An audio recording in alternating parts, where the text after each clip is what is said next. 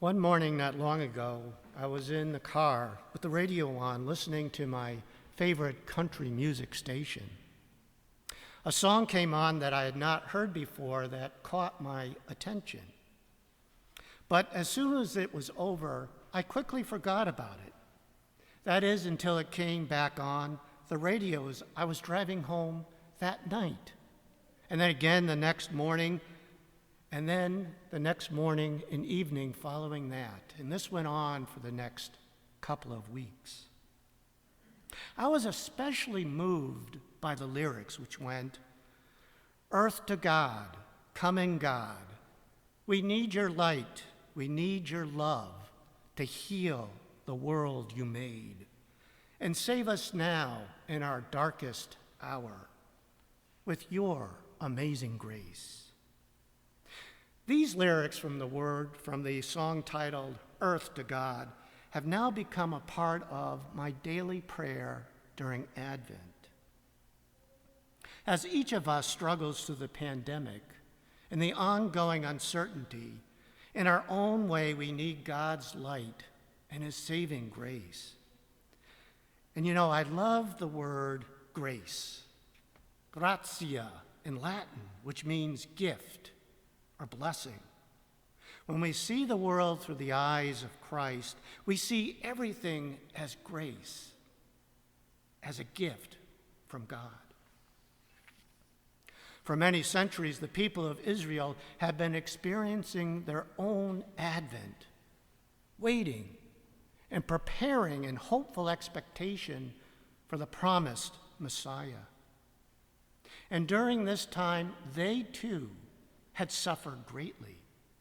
First in exile away from Jerusalem some 500 years before the birth of Christ, and then later under the oppressive rule of foreign powers, most especially the Romans. It is the words of the prophet Isaiah, written in a time of terror, war, and economic uncertainty, that speak to us urgently in 2020. He tells us God is like a shepherd.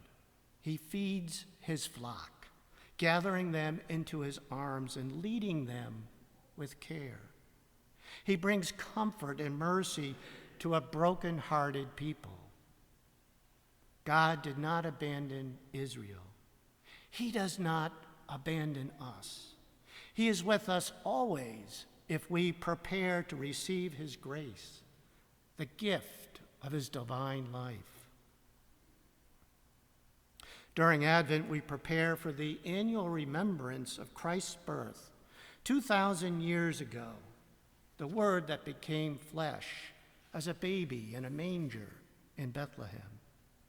It is also a time when we prepare for Christ's final coming as the King of glory who will sit in judgment of the living and the dead. But during Advent, we also prepare for Christ, Emmanuel, who is already with us. The 4 weeks of Advent provides us with the time and the space to prepare our hearts for the light of God's grace, Jesus Christ, to burst into our lives. God's grace is everywhere. We are enfolded in it. We just need to prepare the ground and clear the way so that we can savor it. In our gospel passage today, John prepares the way for Christ's coming by preaching the need to straighten out the pathways and highways of our hearts through conversion and the baptism for the forgiveness of sins. As we get ready for God to come into the world, we are invited to open our hearts to his grace by tearing down the obstacles and barriers to his light. I once heard John the Baptist described as the saint of second chances. I think we all could use a second chance. I know I could probably use a third or maybe even a fourth chance. John calls us to right ourselves with God, to turn our lives in another direction. to change, and to start anew. So how do we, you and me, prepare for the coming of the Lord? In the past, many of us, during this period between Thanksgiving and Christmas, was an exciting time of the year filled with the hustle and bustle of shopping at the malls. You know, it's so easy for all of us, me included, to get caught up in the tasks and the doing that we forget to stop and reflect on the reason for the season. It's not about getting ready for Christmas. It's about getting ready for Christ. It's about the light of God's grace, His saving grace, entering our hearts. It is about preparing the way of the Lord. And that is why Advent is so important, because it gives us an opportunity to pause, to step back a bit, and to nourish our spiritual lives. I think this year, because of our current circumstances, we have a unique opportunity to slow down a bit, to truly enter into the Advent season. Perhaps we can consider Advent as a season of Christian roadworks. It's an opportunity for all of us to put on our hard hats and shine our spiritual flashlights into the darkness to find and straighten out those obstacles and dangers that hinder our preparation for the coming of the Lord.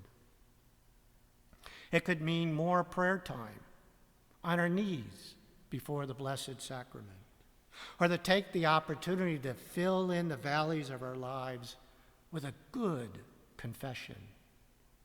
Perhaps it's just as simple as picking up the phone and calling a lonely friend or family member.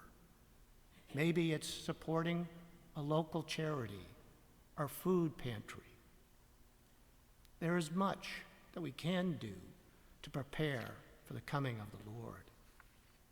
He wants to embrace our hearts with the light of His amazing grace, to heal our brokenness in our darkest hour.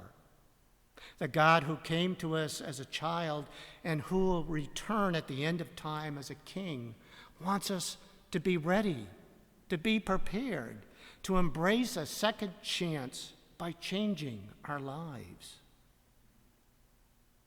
Today, as we come forward to receive the Eucharist, His gift of grace, let us seize this moment in time. May we make this Advent an opportunity to savor Christ's light and then carry that light, His gift of grace, into a world in desperate need of hope. Earth to God. Come in, God. We need you now. O come, Emmanuel. God bless you.